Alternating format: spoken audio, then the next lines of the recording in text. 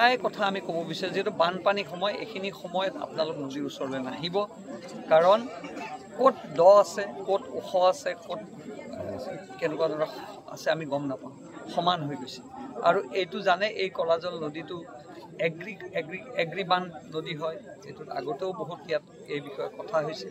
এই সময়ত পানী হয়, পথাৰ আৰু নদীৰ মাজত পাৰ্থক্য নেথাকা হৈ যায়। সেইকাৰণে মই আহ্বান জনাইছোঁ সমূহ ৰাইজক, আপোনালোকে এই সময়ত নদীৰ ওচৰলৈ নাহিব, পথাৰলৈও নাহিব, দূৰতে থাকি নিজক সাৱধানতা অৱলম্বন কৰক। আমি স্থানীয় প্ৰশাসনক অনুৰোধ কৰিছোঁ যাতে ইয়াত এই ধৰণৰ প্ৰতি অকণমান নজৰ ৰাখে, আৰু ইয়াত ৰাইজ সজাগ হ'ব লাগিব, কাৰণ বহুত দীঘল নদী। আপুনি মানুহকো ইয়াত কাকো বাধা দি ৰাখিব নোৱাৰে যেতিয়ালৈকে স্থায়ী ৰাইজ সজাগ নহয়। আমি আশা কৰিছোঁ সেইবিলাক কথা পিছত পাতিম। এতিয়া আমি ল'ৰা 3জনক আমি উদ্ধাৰ অভিযান আমাৰ চলাইছে, আৰু আমি চাই লওঁ ৰাতিলৈকে। আমি সেনাকো ইতিমধ্যে সষ্টম কৰিছে, কিন্তু বহুত দেৰি হ'ল বোলে, দুপৰীয়াতে বোলে ঘটনাটো হৈছে। কেতিয়া হৈছে আমি কোনো গমো নাপাওঁ। এতিয়া চাওঁ কি অৱস্থা, কি পৰিৱেশ হয়। ভগৱানৰ ওচৰত প্ৰাৰ্থনা কৰিছোঁ যাতে ল'ৰাকেইজনক আমি অতি সোনকালে আমি সুস্থভাৱে ঘূৰাই লৈ যাব পাৰোঁ। নদীত এক দুৰ্ঘটনা হৈছে। 5জন ল'ৰাই ঘৰৰ মানুহে গম নোপোৱাকৈ নদীলৈ আহিছিল।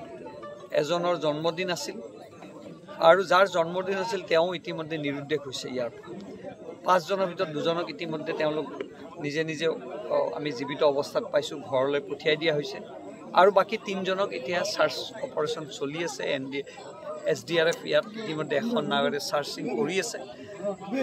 NDRFও আহি আছে। দৰকাৰ হ'লে আমি এতিয়া আমাৰ গাৰ্জেন মিনিষ্টাৰ, আমাৰ কেশৱ মহন্ত, আমাৰ প্ৰাকৃতিক দুৰ্যোগ মন্ত্ৰী, আমি ইতিমধ্যে তেখেতক জনাইছোঁ। মুখ্যমন্ত্ৰীকো আমি এটা মেছেজ দিছোঁ, মুখ্যমন্ত্ৰী ফ'ল' আপ কৰিছে। DC নিজেই আজি আহি আছে, তেখেতে নিজেই ইতিমধ্যে তেখেত আহি পোৱাৰ আগতে যি ব্যৱস্থা কৰিব লাগে প্ৰাৰম্ভিক ব্যৱস্থাখিনি কৰা হৈছে। ভগৱানৰ ওচৰত সেইটোৱে প্ৰাৰ্থনা কৰিছোঁ যাতে এই 3জন ল'ৰাক আমি জীৱিত অৱস্থাত ঘূৰাই পাওঁ। সকলোৱে এইটোৱে প্ৰাৰ্থনা কৰক যাতে আমি ল'ৰাকেইজনক সুস্থ শৰীৰে ঘূৰাই আনিব পাৰোঁ।